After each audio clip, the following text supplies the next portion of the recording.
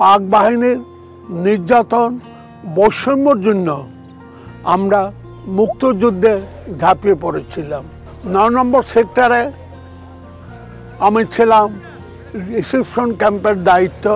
আমার তখন দাড়ি চুল ছিল, শপথ নিয়েছিলাম দেশ স্বাধীন না হলে আমি আর চুল দাড়ি কাটবো না। সেই মুক্তিযুদ্ধের সময় একাত্তর ছিল অস্ত্র, একাত্তর ছিল কলম। পত্রিকার মাধ্যমে এদেশের সত্যি কবলিত এলাকার লোকদেরকে মুক্তিযুদ্ধ সম্পর্কে তাদের ধারণা দিয়েছি।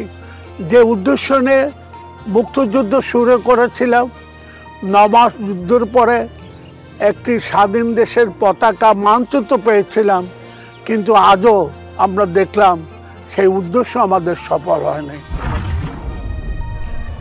আমাদের অধিকারের জন্য আমার ভাইয়েরা রক্ত দিতেছে, জীবন দিতেছে, এই ব্যাপারটা আমার খুব নাড়া দেয়। আমারও উচিত আমার ভাইদের হত্যার বিচারের জন্য রাস্তা নামা। ৩১শে জুলাই সেটা অবস্থান ছিল বরিশাল জজ কোর্ট। ওই সময়ে পুলিশ, বিজিবি এবং র্যাব ৩টা বাহিনী আমাদের এক দিক দিয়ে ঘিরে ধরছিল। পুলিশের লাঠিচার্জের পর আমার কিছু ভাই আহত হয়, খুব বাজেভাবে আহত হয়। তো তাদের নিয়ে আমার ক্লিনিকে যাওয়া লাগে চিকিৎসার জন্য। ওই সময় আমাদের কারো কাছে টাকা ছিল না। পাশ থেকে এক ভাই, উনি করছিল কি কিছু পরিমাণ টাকার অ্যামাউন্ট আমি বলবো না, উনি টাকাটা আমার পকেটে দিয়ে দিয়েছিল, বছর রাখো। তো আমরা চাই রাষ্ট্রের একটা সংস্কার, যৌক্তিক সংস্কার। এই সংস্কারটার পরে একটা নির্বাচন দেওয়া হোক, যেই নির্বাচনে আমাদের জনগণের, সাধারণ মানুষের প্রত্যাশা পূরণ হবে।